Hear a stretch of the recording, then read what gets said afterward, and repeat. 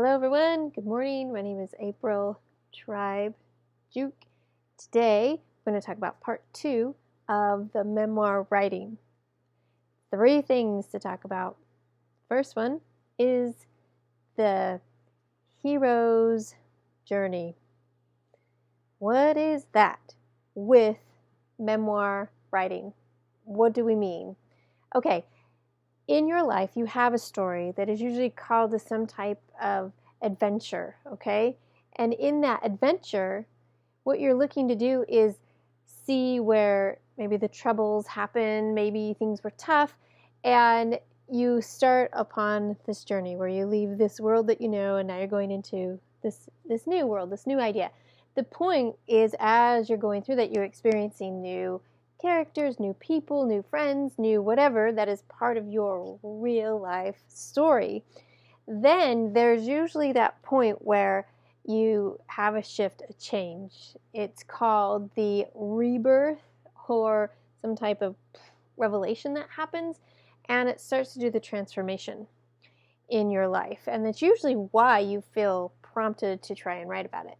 And then there's that point of forgiveness and change, and then you kind of come back full circle, and you can see where you started on this whole journey and then come back. And that's the hero's journey. So sometimes you can write your memoir in that part. That's the first. The second one is what we call like a 3-act play or a 7-point structure. They're very similar where they're going to have like a setup or a hook, and then you've got this middle part that a lot of things happen, and then towards the ending you have a resolution. So I like to kind of focus in on the 7 points because that helps to break down things a little bit more, and in the blog tomorrow you'll see how I broke down my book, Pinpoints of Light, into that 7-point journey. I needed to do that to understand how I could get my story across. So on the 7-point, it's got a setup, and then you have some type of confrontation that's going to happen. And in that, this hook starts, then you get your first plot where you kind of set a background, and then you go into, let's say, finding this, for lack of a better word, something that pinches the character. My pinch was when I had this understanding about my husband's back life, and I was like, whoa, and my ex-husband, not my current husband, we're all good. So you get the hook, a pivot point, a pinch, and then it goes into this midpoint where usually it's around the middle of the story, but not always. It can be kind of towards the end where this other awakening happens, and usually that's followed by the next pinch, the next change, the next thing that's going to be spurring on the story. And from there it gets to a second part of the plot where now you're kind of all the way at that top where the climax, if you've heard of that word, that kind of thing, and it starts to change and shift, and then it goes into the resolution. So slightly different than the hero's journey, but similar in the fact that laying it out and plotting it is a very good support. So the third thing I want to talk about with memoirs is that this feels like, well, we've got all these types of journeys and how are we going to put it all together, but really it works really well because you're talking about story. Some even say that they're the best memoirs that they've read feel like a novel, feel like you just fell into the story and you're going along with it.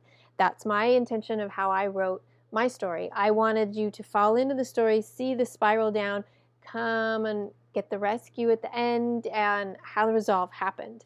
I'm not going to say much more, but you want it to read like that because when you are writing that way, you know that the stories and pieces of it are really important. And like we shared last week, it's just a slice of the event, the story. It's not the whole life beginning to end. So keeping all that in mind and how the story is going to run is really important of this second part of how to write a memoir. So first we've got our hero's journey. The next is the 3-act play or the 7-point structure. And the third is that the memoirs, is it good to really have these kinds of parts within it? Does it make it more like a fiction novel or what? No, it's got to be true. Remember, can't embellish it. You've got to really share the truth of it. but you can arrange the story so that it pulls people in, slices it together, and they're, really excited about it. So those are the tips that I have today. And if you're wondering how it was all put together, I encourage you to go ahead and take a look. It's a pretty good investment to help increase your writing skills, to see how the memoirs can really write and read and understand like a great story. I'll put up the link at the bottom to the Amazon link, or I have a free copy if you would like to go that route as well. All right, y'all, take care, and we will talk to you soon.